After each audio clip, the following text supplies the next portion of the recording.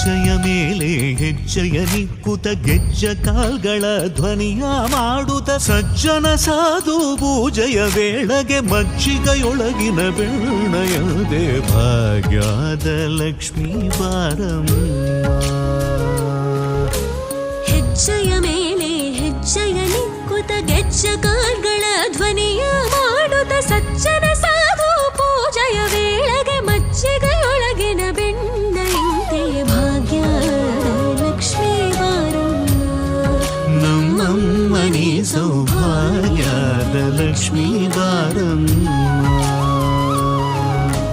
ಕನಕ ವೃಷ್ಟಿಯ ಕರೆಯುದ ಬಾರೆ ಮನಕ ಮನಯ ಸಿದ್ಧಿಯ ತೋರೆ